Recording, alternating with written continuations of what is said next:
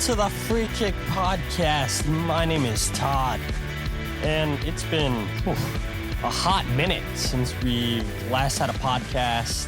It's been, 2, maybe 3 weeks now? And that was definitely not my plan at all. But, finally at a place where I can talk without coughing every 2 seconds. And, just really excited to get back to podcasting. This episode is way overdue. It's our end of the season review show.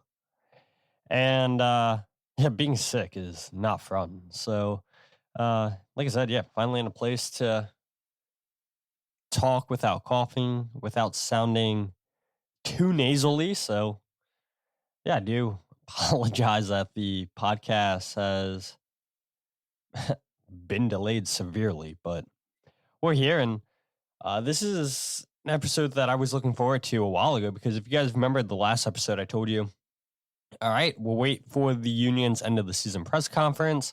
Right after that, we'll do a podcast, and as soon as the press conference ended, the very next day I got sick, got better, and then got sick again the following week. And so here we are, better late than never. And I know there was a lot that happened last night. We're recording this episode Saturday morning, last night being Friday, December 15th, where MLS announced that their teams aren't participating in the 2024 U.S. Open Cup, that they're sending their MLS Next Pro teams. And there's a whole bunch of other news topics that I want to talk about as well. And we'll do that in this upcoming week. We'll have an episode where we focus, get my thoughts on MLS just completely dropping the ball on the U.S. Open Cup. And a bit of union news we'll talk about too, including a couple new signings. Jesus Bueno signing a new contract. And who knows, maybe we'll have even more union news to report on as we approach the upcoming week. But I do got to tell you guys, right? Because we're getting closer and closer and closer to January 10th. And if this is the first time you guys are listening to the podcast, maybe some of you guys are like, well, what's happening January 10th? It's the United Soccer Coaches Convention out in Anaheim. Come on, January 10th through 14th. So don't miss your chance to join the most eagerly awaited soccer coaches event of the year. Get a special discount with our exclusive promo code FreeKick24, and you will receive registration for $425. Yes, at this point, registration has gone up, but you can still save yourself some money with using FreeKick24. Experience the United Soccer Coaches Convention, an engaging 5-day gathering of the soccer coaching community featuring live full-field demonstrations and enriching educational sessions. And we finally got a list of presenters that are willing to be on the podcast. And myself, Kyle, and Jillian Almany are very, very happy with the names that said, they're willing to come onto the podcast. So now it's about reaching out to some of those people and having them both come on this show, and then the one team we agree on. So we'll keep you posted once we have confirmations who's coming onto the show, who's not. But for whatever reason, Media Row has still not been announced, and I don't want to be out of line and tell you guys who's going to be there, because I know the last couple episodes I've been teasing that. I do know the list, but I'll let the organization be the first to tell you all the different podcasters, media personalities that are going to be at this event, and hopefully we'll be able to get some of those people on as well. But let's go ahead and just talk about some of my predictions at the beginning of the season. We'll start with the simple stuff, and then we'll go ahead and end the show with Jim and Ernst Tanner's press conference, play about 4 sound bites, the most talked about topics I think I saw on social media. So that's where the clips are going to come into play with those topics that we talked about. And then I'll go ahead and highlight some other key talking points that, you know, didn't really make sense to make it a soundbite. I can just summarize what was said. And as always, I mean, you guys can check out the end of the season press conference at philadelphiaunion.com/videos. The full thing is uploaded there if you guys want to listen to the whole thing yourself. But way back in February, I want to say, is when I made my 2023 season predictions. And when I'm looking at this, Kyle and Jillian, they did the right thing when they did their beginning of the season predictions. I think they predicted, all right, where the Union are going to finish in League's Cup, where they're going to finish in Champions League, in the league, in US Open Cup. And now thinking back on it, I probably should have done that too. I did not, but regardless, we'll go ahead and talk about what I did talk about. So for the 2023 leading goal scorers, and this is just in MLS, not with all the competitions, I said number 1, Mikau Ua would finish with 18 goals. Number 2, Julian Kranza with 14. Daniel Gazag with 12. And what actually happened was Julian Kranza and Daniel Gazag both tied for first with 14. And Mikau Ua finished with 9. And this is what I said on the show. I said, I don't see them scoring 49 goals as a trio again. The question becomes who steps up and contributes to other goals. Ale Bedoya had 6 last season, but not having that proven goal scorer off the bench could prove to be an issue this season. I expect 55 goals from this team this season. Well, I wasn't too far off that number. The Union scored 55 goals during the regular season. They had 11 different goal scorers, and that weren't the front three. But the one thing none of us saw coming, I don't think, is Jose Martinez finishing with 3 goals this season. And I think I was pretty spot on when I said the Union didn't have that proven goal scorer off the bench. And I think having that proven goal scorer, you don't have to look no further than the Columbus Crew. Look at Christian Ramirez coming off the bench for the Crew, scoring the game-winning goal against Cincinnati to put Columbus into the final. They eventually go on and win against LAFC.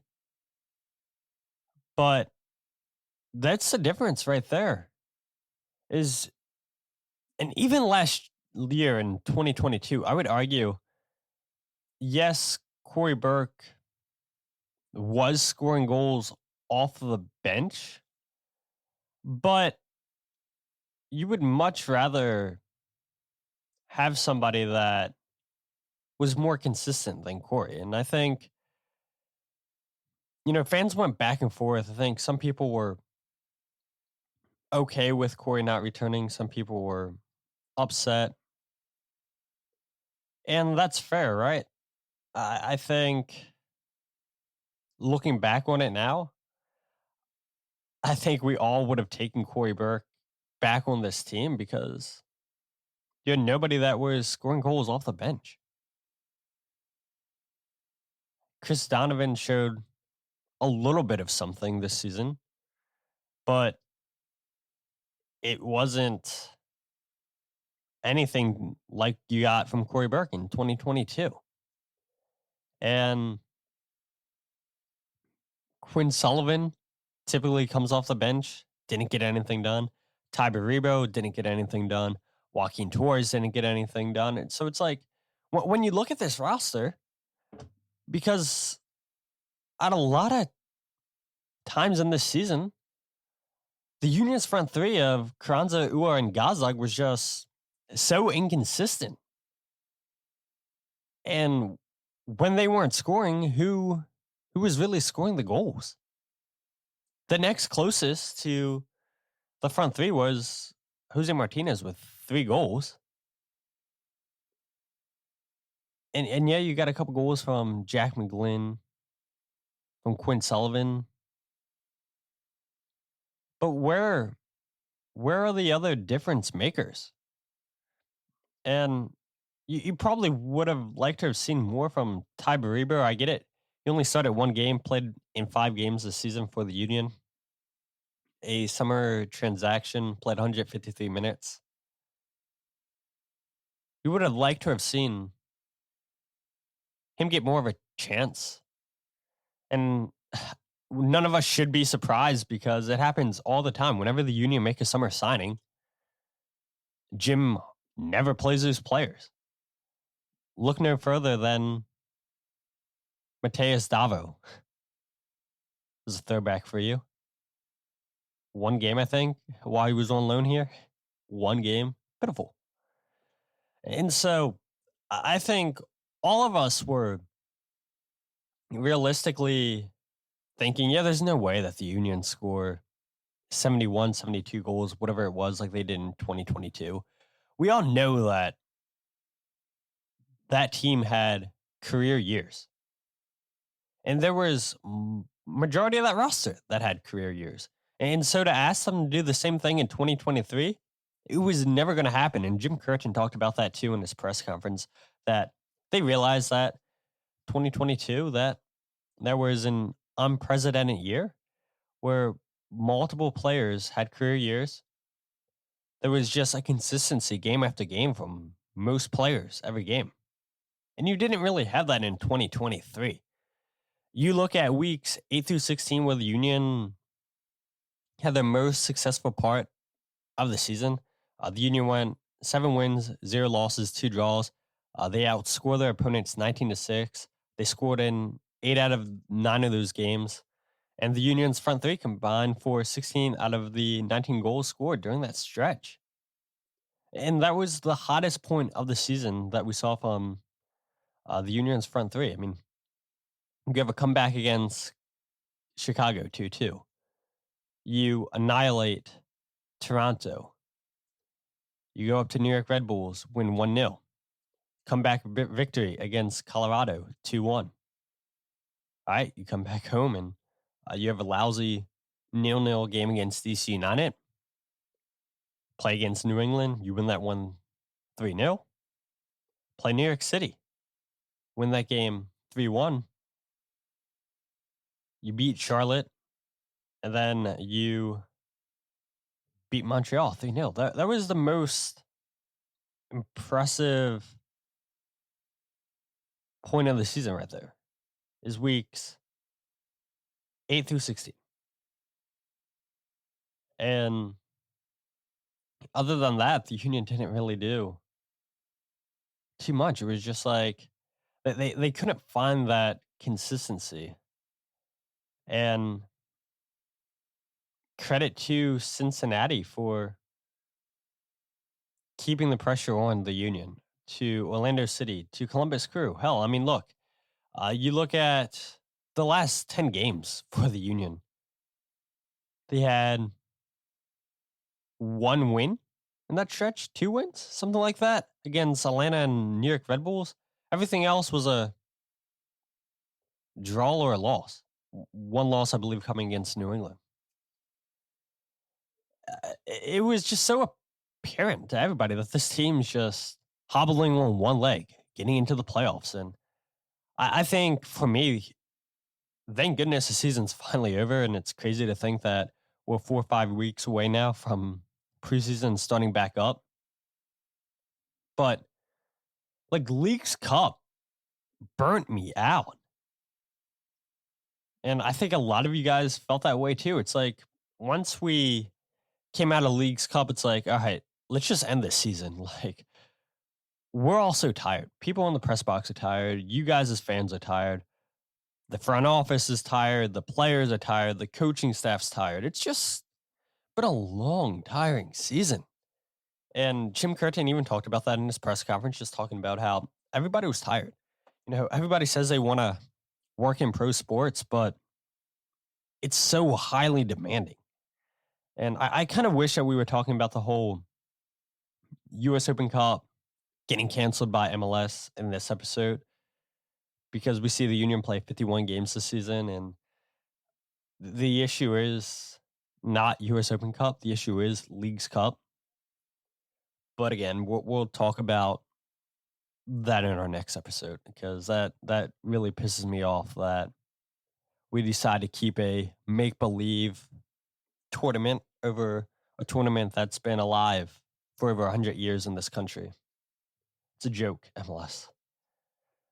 But yeah, just going back to the goal scorers, I think it's just not consistent enough from the Union's front three. And a lot of people got on Mikel Ua for just not living up to the money paid, the money that the Union are paying him, which is fair, I think. If you guys like XG, I mean, Mikel Ua did outperform his XG, 9 goals, had an expected goals of 7.8, so almost by one. Julian Kranza outperformed his XG almost by 2 goals. 14 goals, had an expected goals of 12.2. Daniel Gazak, 14 goals. His XG was 13.6. So, yeah, that's about right. I mean, Daniel Gazak, 11 penalties this season, we all know. But other than that, I mean, the Union just really didn't get goals from players that needed to contribute with goals like they did last season. And so will the Union address that this offseason, bring in more proven goal scorers for this team, more options? I'm not sure about that, but we'll talk about that here in a bit. For the 2023 assist leaders, I said it would be Kai Wagner with 13, Daniel Gazlag with 10, Julian Kranza with 7, finished with Daniel Gazlag with 11, Bedoya with 7, Kai Wagner with 7 as well. Those are the MLS hockey assists. If you guys want the actual assists, it finished Kai Wagner with 7, Daniel Gazlag with 6, and Julian Kranza with 5. And I don't think it's any secret to anybody that Kai Wagner was the most creative player on this team. And we saw that against Cincinnati. Didn't have Kai Wagner out there. You struggled to create. You didn't have Kai Wagner against New England in the second game. You struggled to create. And you look at the Union going back and forth. Do we bring back Alejandro Bedoya? Do we not? Well, if you don't bring back Kai and Bedoya, now you lose your 2 highest assisters on this team. And when you don't have a lot of players creating chances, Julian Kranza could also be gone. 5 assists, actual assists. Mikel Ua 4 assists. Where are your chance creations coming from? If you lose Bedoya, Kranza, and Wagner, Jack McGlynn, you would expect to jump up this list. Bizo, maybe? But it's hard for me to see, really, because I think next season, I think the right back spot's going to be Nate Harriel's to lose. I mean, there is reports that Olivier Bizo handed in a transfer request during the summertime because his family can't get visas into the country, and so he wanted to be with his family. That's fair. These rumors have kind of quieted down. We haven't really heard much since, so maybe Bizo stays with the Union. Maybe he continues to push Nate Harriel, and maybe it is his right back spot, and maybe he will finish next season with top 3 in assists for the Union. But for me, it's like the Union didn't create.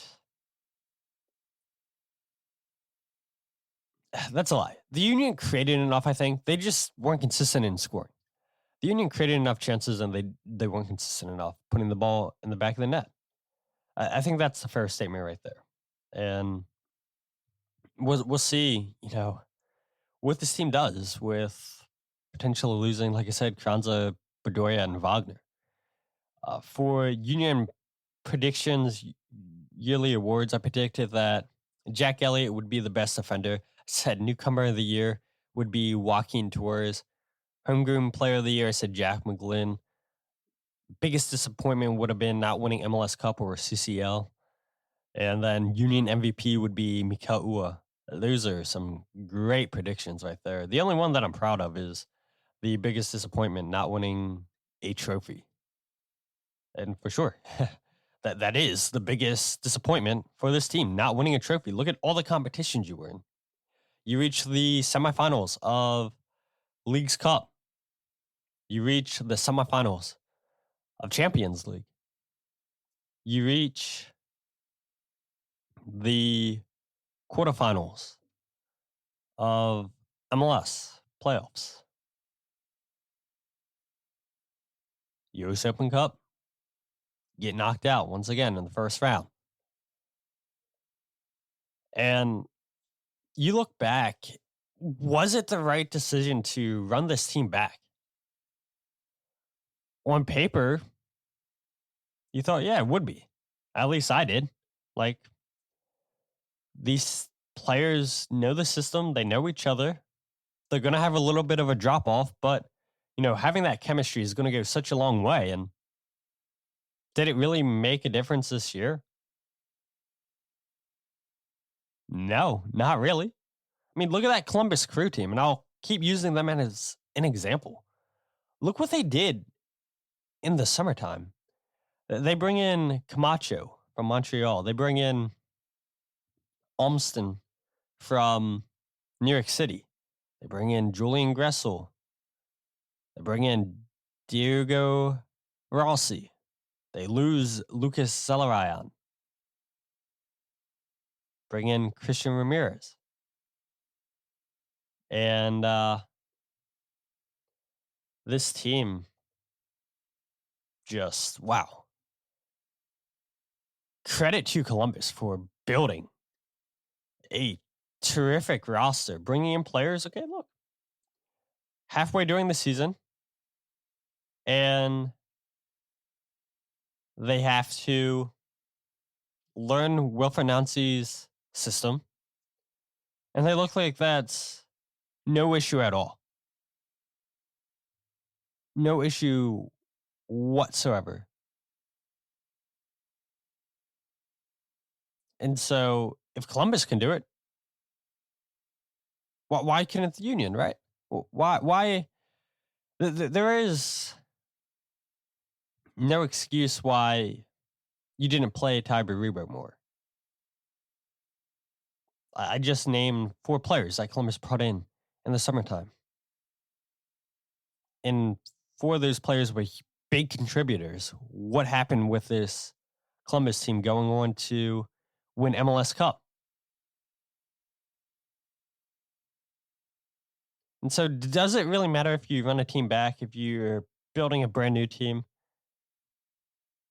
Probably not. I mean, LAFC pretty much ran the same team back that they did, and they made it to the final. They lost 2-1. I guess I mean, yeah, it's a disappointing season that the Union just didn't win a cup. You've run the same team back.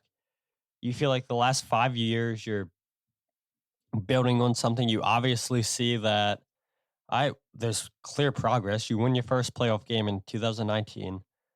You win your first trophy in 2020, the COVID year. You lose to New England in the first round. Okay. The following year, 2021, you win 2 playoff games. Last season, you win 3 playoff games and you go to MLS Cup. And so then you figure they win 4 playoff games this season. They win MLS Cup, and no, it doesn't happen at all. And I'm not dumb. I'm sure the amount of games that the Union played this season, 51, played in effect on this roster.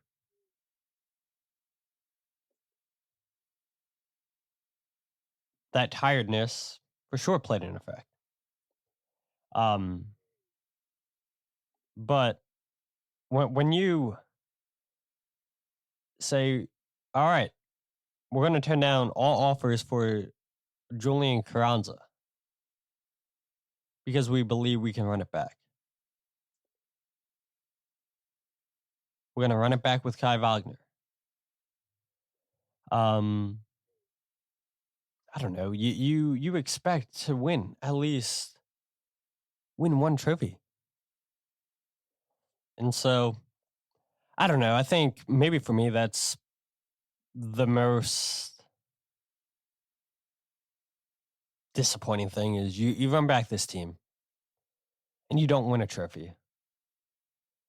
And I got annoyed last episode, I think it was, where Jim keeps talking about, well, we're the most consistent team in the last 5 years. We have the most points. Like, none of that matters. None of that matters when you don't have a trophy to show for it. You win a supporter shield during a COVID year. Come on now. Like, yes, we're proud. We're happy. You finally won a trophy. But, like, this is the end of an era. Last year really was. 2022 was the year to finally win a trophy. And, all right, they bet on these players to try to get them a trophy again. And they fall short. I would say best defender, I said Jack Elliott. Looking back at the season, the best defender by far was Kai Wagner. And I think there's no denying that whatsoever. Led the team with the most intercepts. It was fantastic this season. The Union led actually all MLS with interceptions with 403. Kai Wagner had the most tackles on the Union team. Kai Wagner had the most blocks on the team. He was up there in the top 5 of ball recoveries. He is my Union MVP, by the way. Had the most chances created, key passes on the Union. He did it all. Scored a goal. Scored 2 goals, I think, in the U.S. Open Cup. No denying that the Union are a better team when Kai Wagner's on the field. They lose majority of their chance creation when he's not out there. And we'll talk about the Union's press release about the Union saying they have an offer out there for Kai Wagner. I know Tom Bogert reported last night that the Union are still in contention for re-signing Kai Wagner. It's a huge player. If he leaves, you have to replace. A newcomer of the year, by far, Damian Lowe. Outstanding season from him. Whether it be in a 3 in the back, whether it be because he's filling in for Jack Elliott or Jacob Glesnes, he surprised me. And yes, he had his moments this season where it was like, what are you doing? But I think he had big performances in the CONCACAF Champions League. He had big performances for the most part in the regular season. Got exposed in League's Cup against Miami.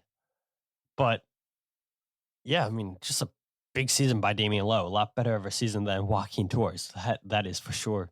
Homegrown Player of the Year, I would say, is between Nate Harriel and Jack McGlynn. I think I opt for Nate. I think he took his game to another level. If you look from 2022 to 2023, which players improved? And I think there is only a couple. Nate Harriel being one of them, Jack McGlynn being another, and then Jesus Bueno probably had the biggest improvement out of all those players. Had such a big season that he signed a new contract extension with the Union. And so, yeah, I mean, other than that, I mean, what players on this team impressed you other than those 3 from having a bigger season? Kai Wagner, you could argue, had a bigger season this year too, I guess, from 2022 to 2023. But a lot of disappointing players this year for the Union. And I guess it was bound to happen, like I said, again, just repeating ourselves, where you have career years. You don't expect players to put up those same numbers, but you expected a little bit more consistency. At least I did. But let's go ahead and go over my MLS standings that I predicted before we go to the end of the season stuff. So hopefully we'll spend about 30-ish minutes on that. Not that anybody cares, but God, my predictions were awful. I said Nashville number 1, Philadelphia 2, Cincinnati 3, New York City 4, 5, Orlando 6, Red Bull 7, Inter Miami 8, Columbus 9, New England 10, Charlotte 11, Atlanta 12, Toronto 13, Montreal 14, DC 15, Chicago. And obviously, all of that is wrong. Cincinnati, Orlando, Columbus, Philly, New England, Atlanta, Nashville, New York Red Bulls, Charlotte, Montreal, New York City, DC United, Chicago, into Miami, Toronto is how it actually finished. But if you look at the top 9, like I got 7 out of 9 teams correct. So I'm not off on who was going to make the playoffs, but yeah, the order completely wrong. For the Western Conference, I said LAFC, Dallas, Sporting KC, Austin, Galaxy, Seattle, Portland, Colorado, RSL, Minnesota, Vancouver, San Jose, Houston, St. Louis. Completely botched that. Actual St. Louis, Seattle, LAFC, Houston, RSL, Vancouver, Dallas, Sporting KC, San Jose, Portland, Minnesota, Austin, LA Galaxy, and Colorado. Well, LAFC, Dallas, Sporting KC, Seattle, and RSL all made the playoffs, so happy with that. But nobody expected St. Louis to finish as high as they did. And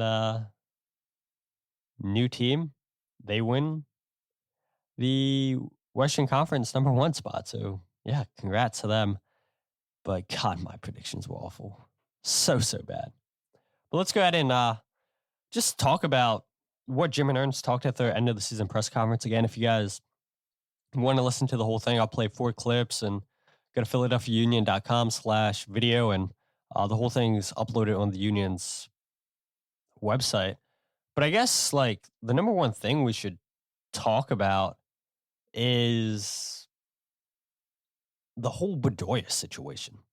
The Union released their roster decisions a few weeks ago. We have all seen it. Almost more than 2 weeks ago now, December 4th.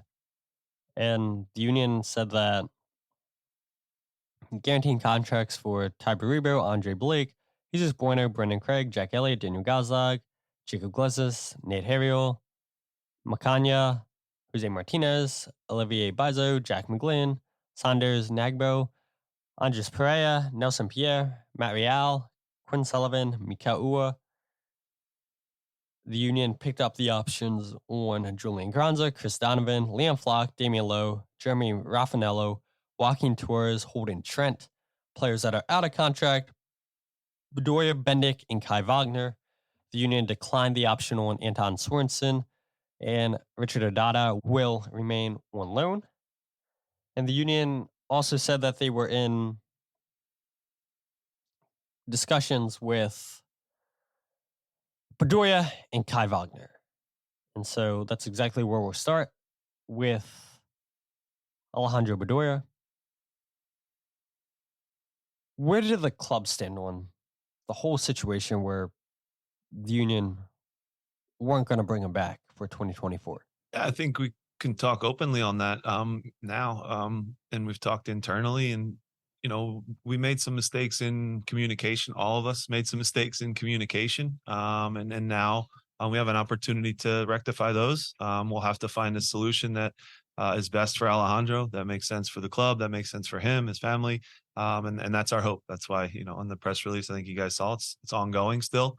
Nothing's done or finished or anything like that. But I think we all know what he's brought to the club, how he helps the young players develop, and finding and declaring that new role for Alejandro moving forward, whatever it might be. It has to be a fit, and I think You guys know how much I value and respect Alejandro as a player and a person.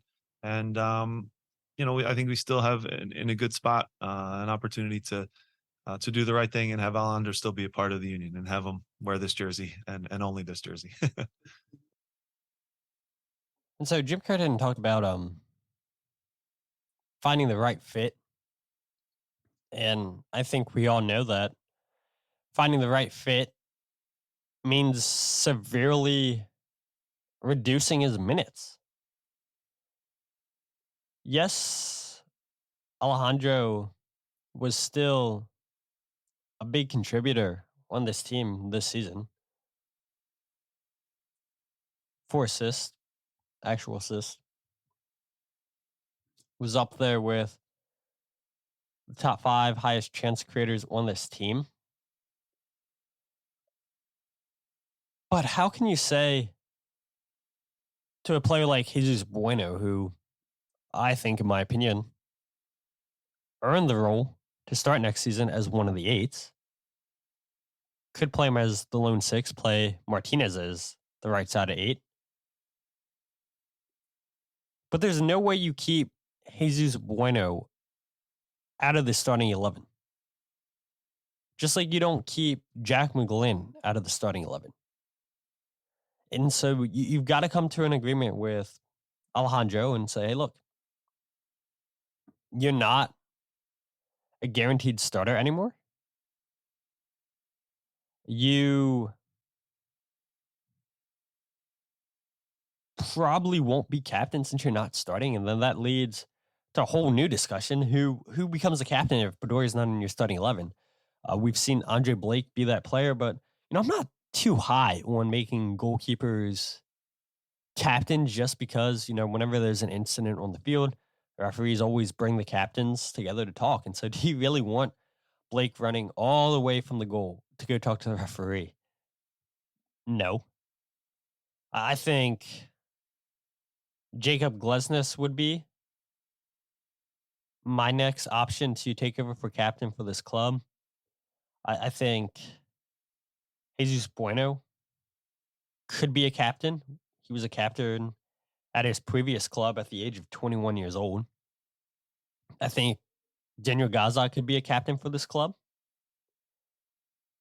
Jose Martinez could be a captain for this club. Yes, Andre Blake can be a captain as well. I mean, you have lots of leaders on this team.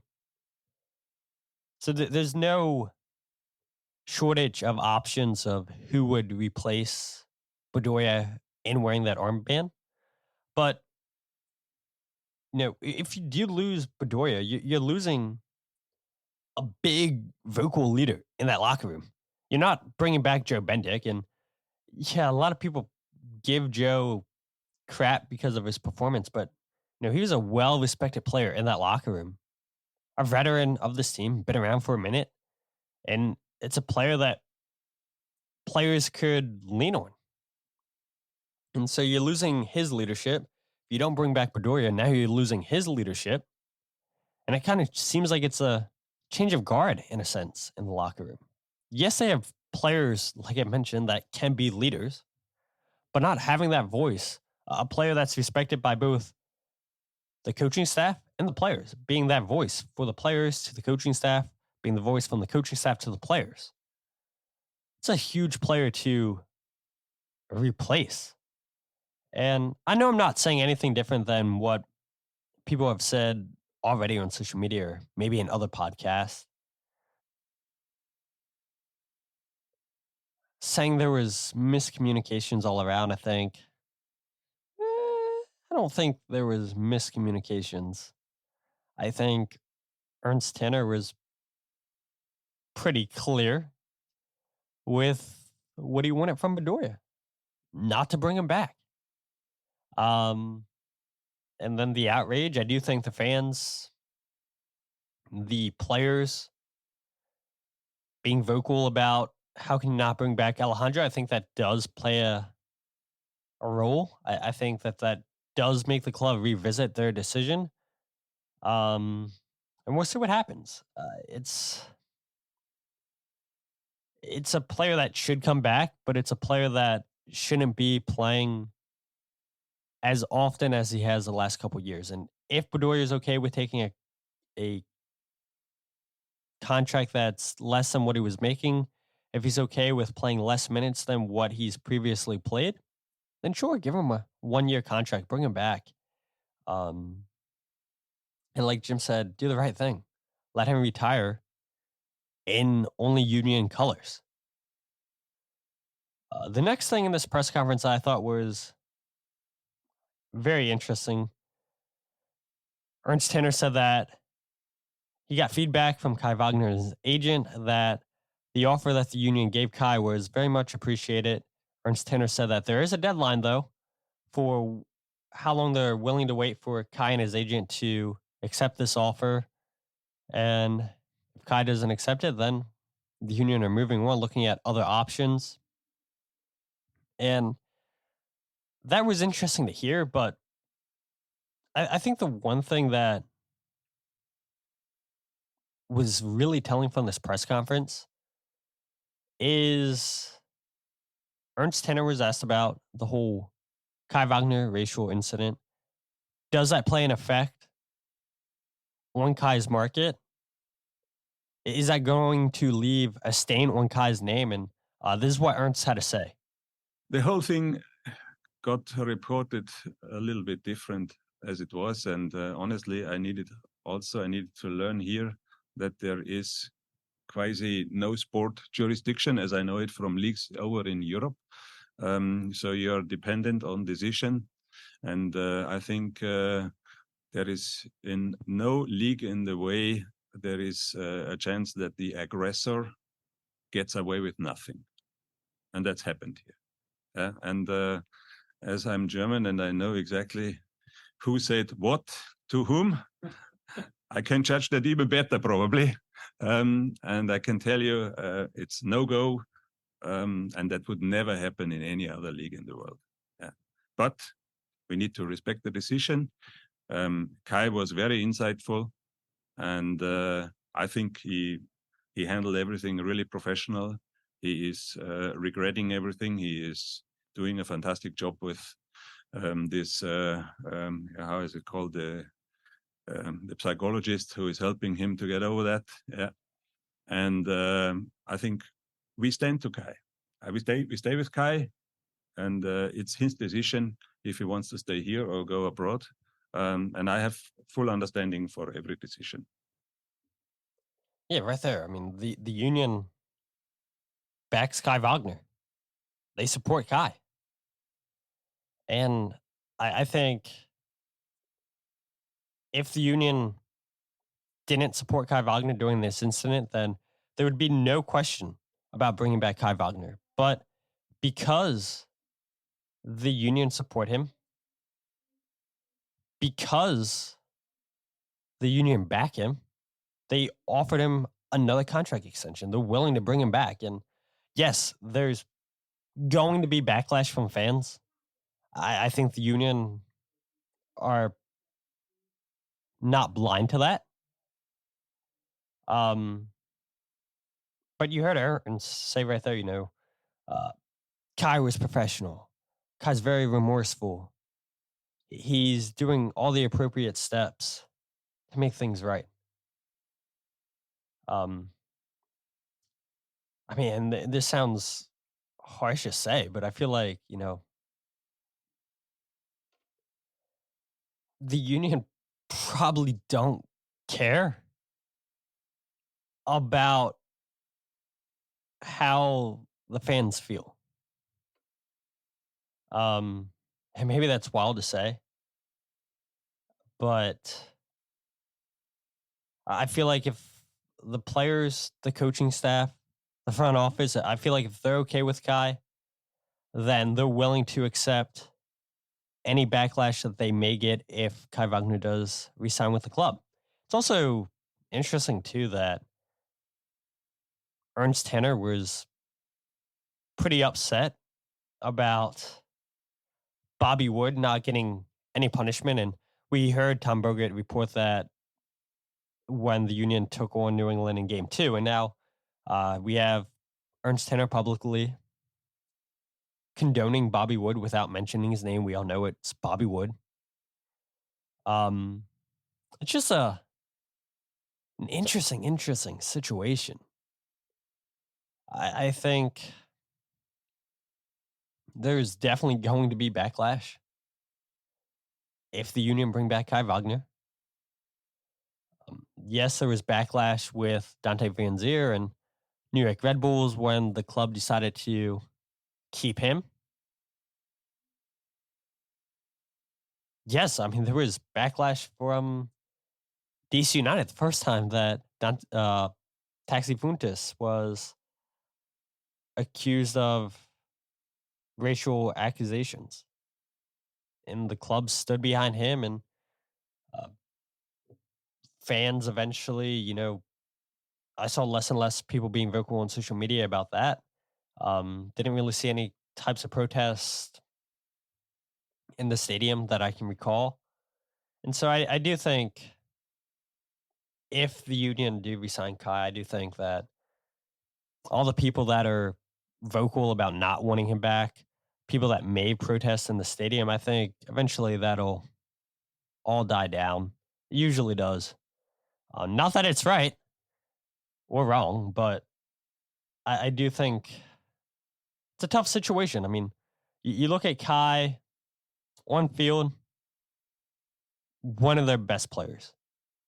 Will go down as one of the greatest Philadelphia Union players ever. But, you will have this incident of your name that is going to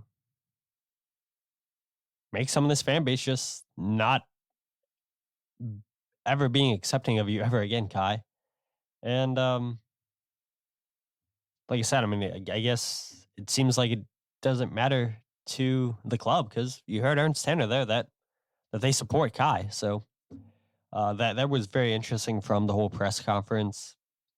Another thing that I thought was pretty interesting was Ernst and Jim were asked about, well, do you go back and make more trades for MLS players since didn't really work out with Andres Perea and Joaquin Torres? And Jim Curtin gave his thoughts on the season Joaquin had for the Union. With Torres, I put my hand up and I've said this to Joaquin to his face. I didn't do a good enough job, right? I didn't get him on the field enough. Maybe it was playing with 2 10s. We didn't play with wingers a lot. We would get on a good run of form. But his talent is still his talent. It's the same talent Ernst and I saw to bring him here to be a 1v1 guy. And it just didn't work out how we had hoped.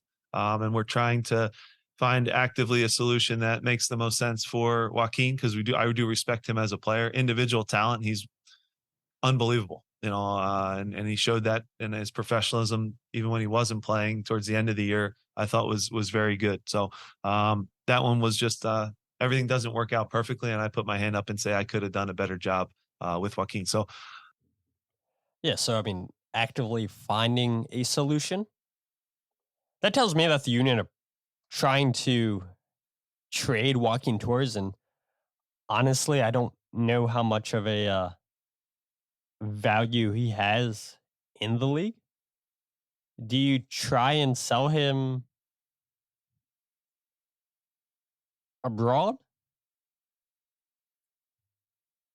Yeah, I think you try. I think that you're open to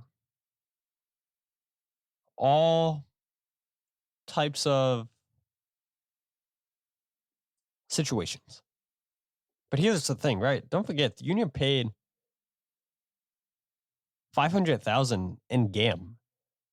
Half of that in 2023, half of it in 2024. And then there's an additional $300,000 that Montreal could get if certain performances were met. The Union gave up a significant amount of GAM. And you're definitely not getting half of that back if you do trade Joaquin Torres within the league. He's just so one-sided. Always loves cutting to his left. And I applaud the Union for trying to make it work. Jim Curtin did say to in the press conference, maybe we should have played with 2 10s more? No, not at all. Joaquin Torres is by far not a 10. He's not a second striker. He's a winger, and the Union don't play with wingers. This is a player that you thought would be a difference maker off the bench. I mean, he's a player that I thought would be a difference maker off the bench.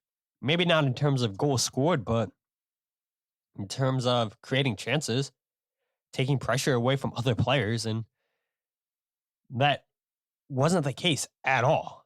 And it doesn't really hurt because it's funny money, right? It's not actual money that the Union used, but when 14 matches played in the regular season, 1 goal, 1 assist, you would have hoped for a lot better of a return on Joaquin Torres. Talent-wise, I mean, I don't even know. Yes, he's a crafty dribbler, but I mean, he's not a hard player to defend against, I don't think. He wants to keep the ball on his left. Force him to his right. He hates using his right foot. And we saw that so many times this season. He will not use that right foot. He will not go out to the right. He always cuts inside. Don't let him cut. And you'll be fine. And I don't know. I find it hard to believe that the Union are going to be able to find a trade partner for Joaquin Torres. Montreal need a new head coach. Would they be willing to take Joaquin Torres back? Maybe. But just a really, really, really disappointing season by Joaquin Torres. It was disappointing in terms of the Union not using Andres Pereira more. The Union, I think, probably should have kept hold of Andres. But they sent him out on loan, played terrifically with New York City. And I think the Union will have a lot of options for selling Andres if they do choose to sell him. He's a player that I wouldn't mind seeing get another chance with the Union, but he's a player that just seems so much more comfortable playing in a two holding midfielders formation. And that's exactly what New York City played. That's what Orlando City played.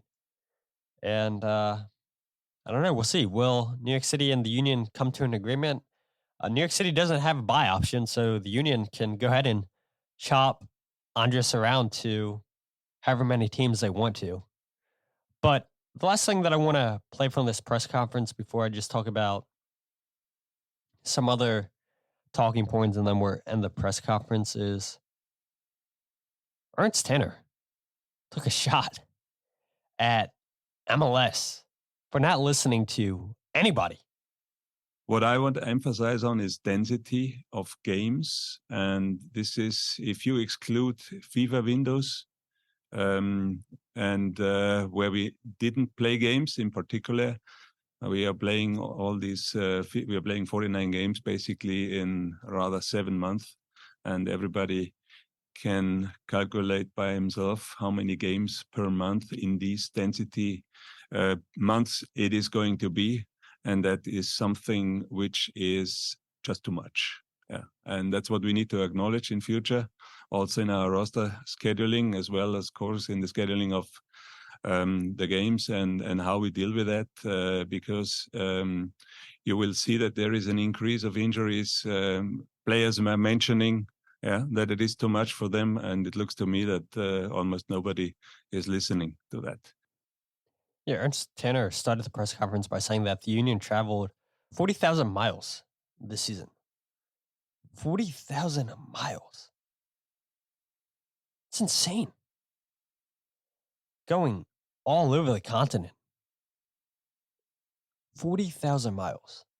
And not to make an excuse for the Union not winning a trophy this season, But like, this is just further proof that this team was tired, especially the longer and longer the season went on.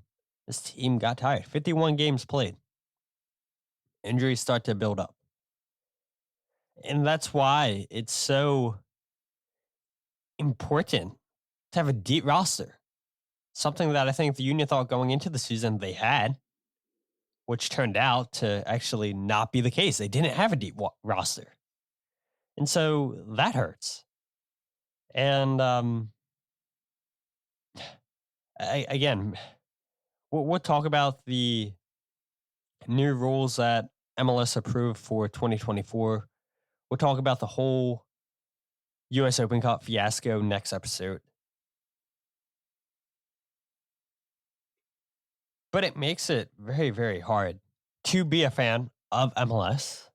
Makes it very, very hard to want to cover this league with MLS just constantly shooting themselves in the foot. And how can you put on a great product when you have 7 games a month? You can't. You know, you want to be playing in all these competitions. But when you're hindered by all these roster rules with limited amount of money spent on players, the quality, I don't think it's no surprise to people when you look at this team. The farther you look down on this bench, the quality from a Daniel Gazdag, a Jose Martinez, Jesus Bueno drops significantly when you look at Chris Donovan, a Quinn Sullivan, a Jeremy Raffanello, a Brendan Craig. It's a night and day difference. And it's going to be interesting what happens next season, with a lot of games to be played once again. And your roster is going to get younger. We've already seen that with a couple of signings the Union have made this season. All young guys. The Union are hoping to have a new backup goalkeeper signed soon. Jose Riasco, I asked about him. Ernst Tanner said that the whole reason he got loaned out was because he needed first team minutes. And this was interesting too. Nobody knew about this until Ernst told us. The Union, to get Jose on a first team contract, the Union have to get his rights from another team in MLS, which is so stupid. Discovery rights. I mean, oh my God, dude. Like, oh, dude. We could be here literally for another hour talking about just stupid rules in MLS. But again, save that for next episode. But I think my big takeaway, other than those 4 sound bites that I played, again, I encourage each and every single one of you guys to listen to the press conference in full on the Union's website. My big takeaway was the Union kept using the word developmental, whether that be players and coaches, and whether it be developing academy kids or young international players. Look at the 3 signings that the Union just made. All young players. And I think that probably leaves a poor taste in some fans' mouths. Like, great. It's going to be a down year. We're not serious.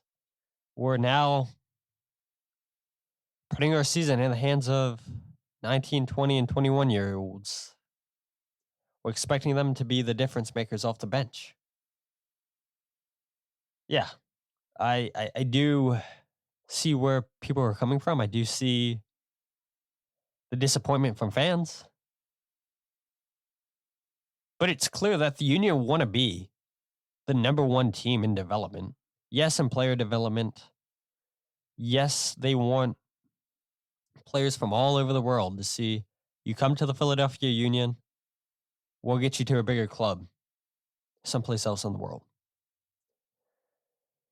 And so like I said, I mean, hopefully we have some more union news by the time we record this upcoming week. Hopefully, the union announced the signing of a more senior player, not a young player. You guys don't want any more young signings, but I do have a feeling that's exactly what's going to continue to happen. Is this team continues to get younger and younger, and the union are going to rely on those players. But maybe I'm wrong. But that's the sense I get around the club right now. But if you guys aren't following the podcast on Twitter, Instagram, or Facebook, follow at Free Kick Pod, wherever you get your podcasts, The Free Kick, the YouTube channel, youtube.com/Free Kick Pod. And we will actually be releasing our top 10 union goals of the season very, very soon. I finally decided on my top 10 goals, and I can't wait for you guys to critique me, tell me, oh, you didn't add this goal, you're wrong. You have this goal out of order, you're wrong. So please, I look forward to you guys telling me what I got right, what I got wrong. And again, United Coaches Convention, January 10th through January 14th. Promo code FreeKick24. Save you guys some money. Really, really looking forward to that convention with Jillian and Kyle. Because I know we're going to have a great time out there just talking with many, many, many people involved in the soccer scene. But until then, my name is Todd, and this is the Free Kick Podcast.